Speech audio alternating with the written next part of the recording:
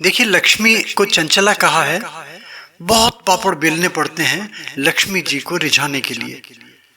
और फिर इसके कष्ट तो सब देखते ही हैं। जहां आर्थिक समस्याएं आती हैं, यानी कि दूसरे शब्दों में कहें कि लक्ष्मी की बहन अलक्ष्मी का जहां पे वास हो जाए, तब फिर जीवन बड़ा कठिन हो जाता है जीना।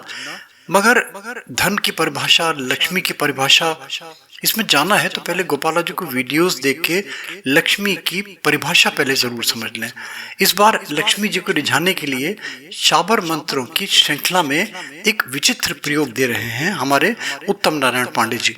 सरल है बहुत। ये एक रात का केवल आपका श्रम है, एक रात की मशक्कत है। उसके बाद में फिर नियमित रूप से अगर इसको करते रहते हैं तो अर्थ समस्या जो है आपकी, जो भी रिलेटेड प्रॉब्लम्स हैं, मैं समझता हूँ कि कहीं ना कहीं उनका निदान जरूर आपको दिखाई देने लगेगा। और एक रिक्वेस्ट, अच्छा लगे तो like, subscribe, forward, notification bell में प्लीज जरूर क्लिक कर दें। रेगुलर अपडेट्स आपको मिलते रहेंगे। बहुत सारे शाबर मंत्र दिए हुए हैं, आपको अच्छा लगेगा। एक शब्द मैं ये कहूँगा, एक यूनिक चीज, एक नया प्रेजेंटेशन आपको मिलेगा मंत्रों की श्रृंखला में। सुनिए, देखिए उत्तम नारायण पांडे जी क्या कह रहे हैं, समय वेस्ट न हो आपका। श्री सीताराम। गोपाल राजू मोटिवेशनल वीडियो के लिए मैं उत्तम नारायण पांडे शाबर मंत्रों की श्रृंखला में आज भगवती महालक्ष्मी से संबंधित एक शाबर मंत्र लेकर प्रस्तुत हूं। इस मंत्र की विशेषता यह है कि इसका जो परिणाम है वो बिल्कुल सटीक और अचूक है।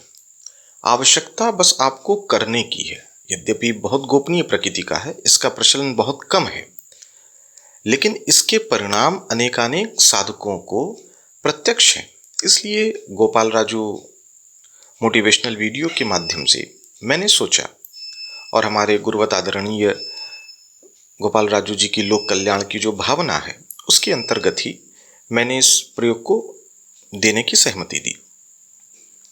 इसकी खासियत यह है, इसकी विशेषता यह है कि बहुत सरल से प्रयोग से सिद्ध हो जाता है। यद्यपि शाबर मंत्र को बहुत ज्यादा खटरा की आवश्यकता नहीं होती कि इस दिशा में मुख, ये आसन, ये माला, बहुत ज्यादा उनके साथ नियम नहीं होते हैं, लेकिन देश काल परिस्थिति को देखते हुए, हमारी खुद की अपनी कमियों को देखते हुए थोड़े बहुत जप आदि की आवश्यकता पड़ती है। यदि आप इस प्रयोग को करते हैं, और एक दिवसीय यह प्रयोग है, मात्र एक दिन का, और इसके बाद कुछ दिनों तक आप इसका जप थोड़ी संख्या में भी करते रहते हैं, तो आपको इसके परिणाम प्रत्यक्ष दिखेंगे।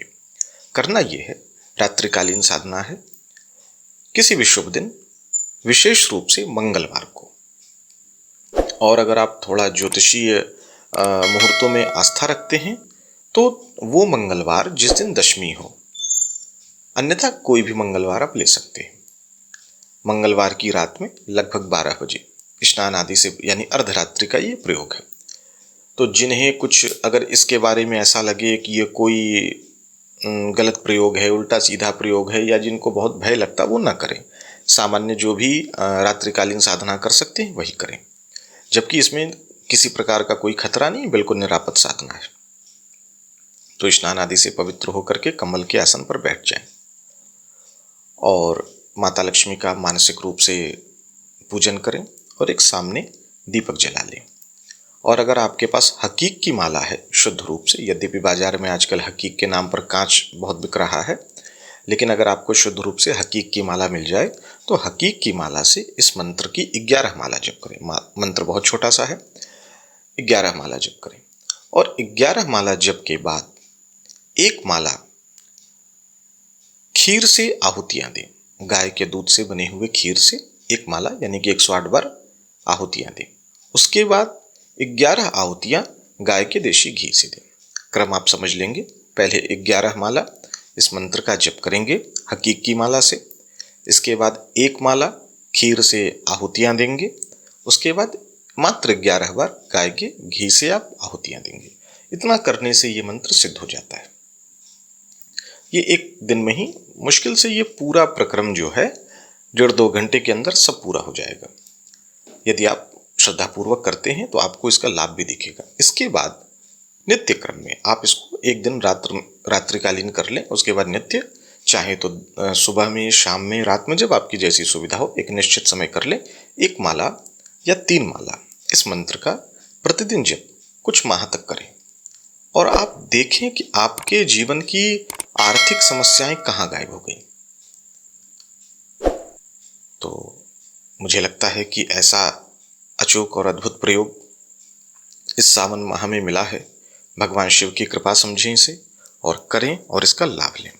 तो मंत्र मैं बता दे रहा हूं। मंत्र है ओम ऐं महालक्ष्मी आवे, घर में गोड़ मार बैठे हुं फट। इस मंत्र के संबंध में या इस प्रयोग विधि के संबंध में फिर भी कोई जिज्ञासा शेष रह गई हो तो निसंकोच पूछ लें। सीताराम।